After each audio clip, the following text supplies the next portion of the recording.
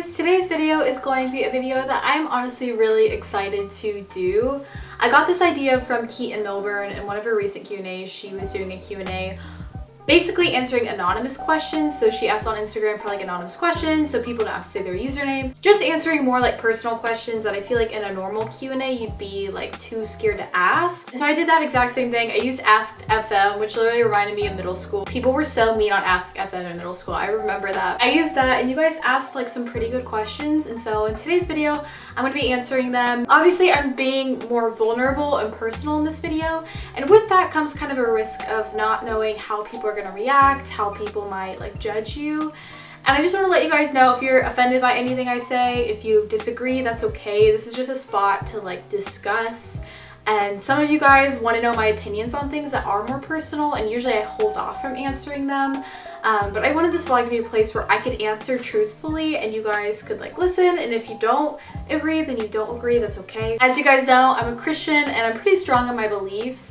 So this is going to be a video where I'm not going to like shy away from answering them because I want you guys to know how I think. So someone asked if I am planning to stay a virgin until marriage, and I've actually already answered this question in a video I did on intimacy a while back, but I am. That is something that is really important to me. I'm just someone where I find like in my relationships that I have, I've only been in like 2 relationships, so this isn't like something that like I like do all the time. But physical attachment isn't necessarily there. Like the relationship is so much better. I've talked about this in that video, but I just feel more connected with people when we're not like partaking in stuff like that, and when we are like hearing each other and listening to each other. And saving myself for marriage is something that I'm personally like really passionate about, and it's something that I do want to do, and I would always date people who are on the same page as me, people who like agreed with that and were okay with that. I would never date someone who was like disagreed with that. And I think if you're ever with someone who is pushing your physical boundaries, that is a relationship you need to get out, because that shows that that person is going to push boundaries even beyond physical things, emotional boundaries, that kind of stuff. I just think that is a red flag of a person if they're like trying to make you do things that you don't want to do. If this isn't you, then that's okay. This isn't you. But for me, I just like don't want to. I find that my attachment to people, whenever it's not physical, is so much stronger whenever I'm like learning about them, whenever I am seeking to know them on like an emotional level that's not tied to sex. That is something that I feel like is important. That's something that's really special to me, and it's something that I do want to save with the person who like I'm gonna be with for the rest of my life. I don't think that if that's not you, that you're like dirty, you're unwanted, you're any of those words. I know that's a big thing in the Christian community. We can shun women who don't necessarily have that same like mindset. This is just my own like personal belief. Someone asked if there was something that I was like physically insecure about my body, and if I do compare myself to other people with this. And I can definitely say like this is so true. I think you can look at a person that you think is the most beautiful person in the world, but they still have insecurities just like you. For a while, a big insecurity of mine used to be my hips. I have always had really narrow hips, and I remember in high school I would just like always be so insecure because my hips would do that dip thing, and they started coming out with like these workouts that were like to get rid of hip dips, and I'm like, looking back, that is ridiculous. I don't know why that's even a workout routine. Like, it's literally your bone structure that makes you have those dips. It's not because like you have to work off fat. That's like a whole nother thing. I was so insecure about my hips, and I would hate wearing high-waisted jeans. I would hate anything that would accentuate them, because to me I always wanted these hips that were like wider and like didn't look so strange. Like growing up in college, I have just really learned that like I appreciate my hips, and like I like how my hips are more narrow, and that's not something that bothers me. But I think it just goes to show that your insecurities that you have whenever you're younger like do change, and there are fads that like make things in. I know like having like a huge butt right now is the thing, but I feel no pressure to like be in that category, because I'm like, I think my body is fine, and I don't think that those standards of beauty that last for like a month or a year are like worthy of anything. If you're confident in the way that you look, I feel like that is perfectly fine, and I don't think that like standards of beauty should like change that. But to answer your question, like I do compare myself to other people. I feel like I did more in high school. That was something that I did a lot more, just because I feel like high school is just like a more like catty culture. I do say that I think you start comparing yourself to people in other ways. Like for me, people who are really like smart, people who are really intelligent, people like look like they have it all going on, like sometimes that to me is like what I will compare myself to now, and I just have to like really try not to do that. So someone asked, is it weird that I haven't experienced my grown-up self single? I thought this was an interesting question because like going into college, I had this mindset that I wanted to like be single for a while and just really enjoy my time, and I've learned that no matter if you're single or in a relationship, you can still enjoy life like for what it is. I don't feel like I've ever like missed out on anything because I've like been in a relationship. I don't think that's ever a thought that really like comes across me. I feel like I still meet friends. I have like a best friend, the person that I'm dating, and I couldn't imagine being in college and like not dating him right now. Like I just feel like it'd be such a different dynamic. I'm sure it would still be great, but he's just like my best friend, and that's something that I feel like he was there for a reason. And I don't think that like me being single, like I'm sure it would have been fun, I'm sure it would have had its benefits, but I don't think it's something that I feel like I like missed out on. No, I'm not really the kind of girl who likes to like go out and like party and have like a really fun time like with a ton of friends and like get drunk. That's just not me personally. I've never been that person. That makes me really uncomfortable, like being around a ton of people. And so yeah, I don't really feel like I've missed out on anything. I'm a very independent person, and whenever I've been in relationships, I've learned how to like keep that independence despite being in a relationship. I think it's really important to have your own hobbies and your own things and your own friends so you don't lose yourself. And I think since I've had that balance, I've been a lot better, and it hasn't been like this sense of missing out on life. What are some tangible tips that you and your boyfriend have for staying pure until marriage? I love this question because I feel like in like the Christian community, you're always told like you shouldn't have sex before you're married, you shouldn't do this, you shouldn't do X, but they don't really tell you like the in-betweens. And like, let's be honest, like it is a hard thing. It's not something that just like naturally happens.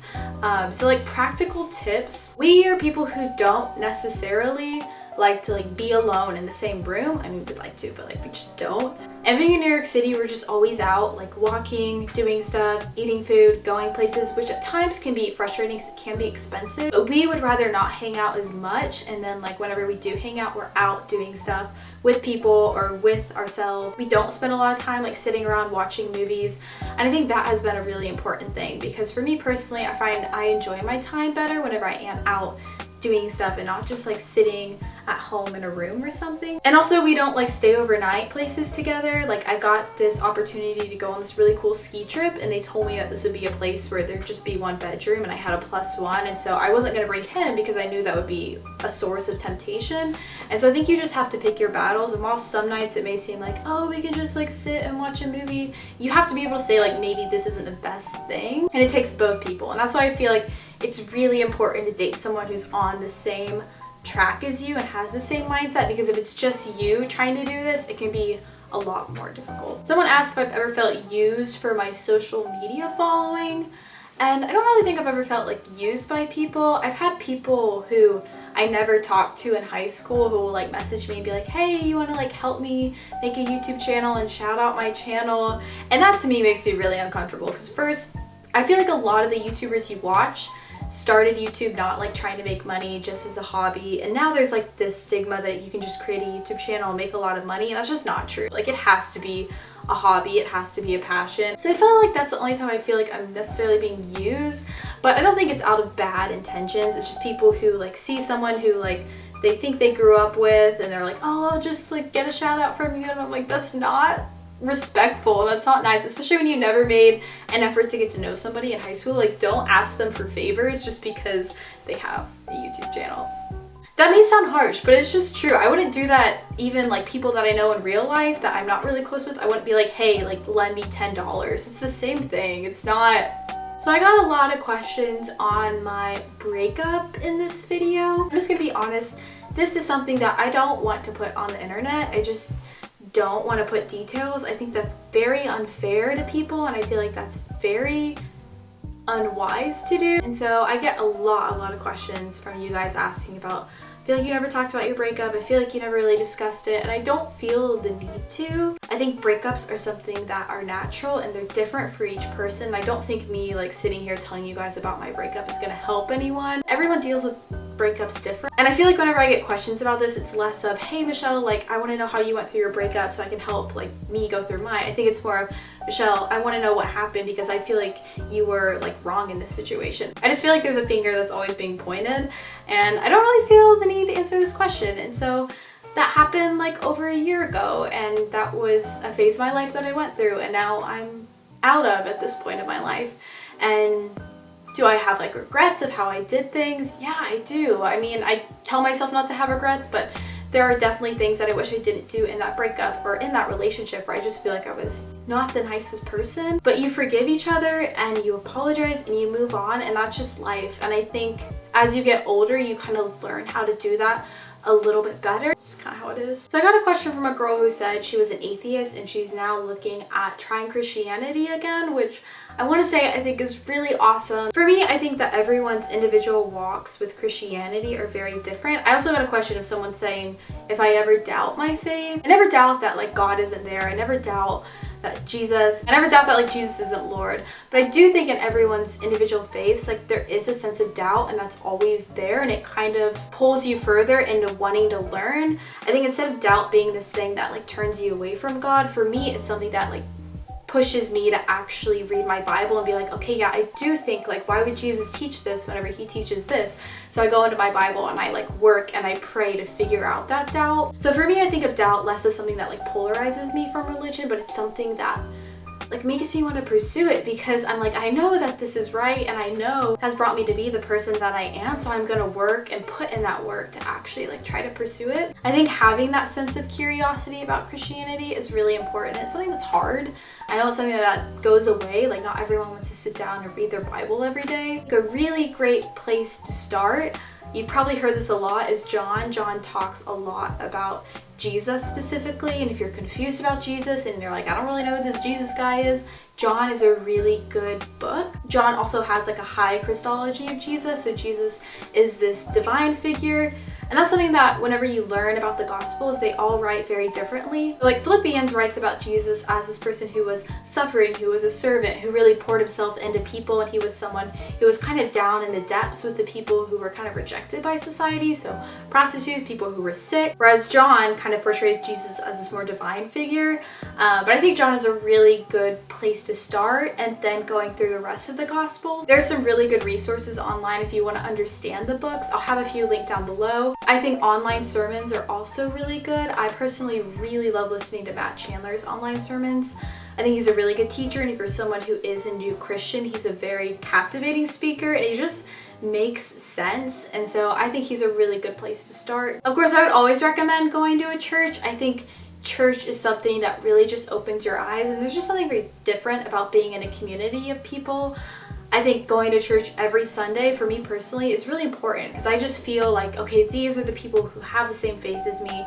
These are the people who believe Jesus is the same person that I believe him to be. And so I want to be around these people every Sunday. I want to worship with them, and I want to feel community. I want to take communion, and I want to praise Jesus in a public setting. And so for me, church is really important. I know a lot of people don't go to church, especially in college, but it just centers me, and I think it's really important. And if you can, finding a community group is also really good. Most churches have like Bible study groups that sound kind of scary, but they're less scary and more just like people chatting about the Bible. I think being known by other people is really important in a Christian community, and that's something that is kind of hard for me personally. Groups aren't something that comes like easily. So I think I answered quite a few questions in this Q&A, so I hope you guys enjoyed this video. Make sure to follow me on Instagram, because I might do one of these again if you guys liked how I did this one. Also, if you like the anonymous like questions, let me know. If you have any thoughts, leave them down below. I would love this to be like a discussion based video. I think that that's really important. So I love you guys, and I'll see you guys in my next video.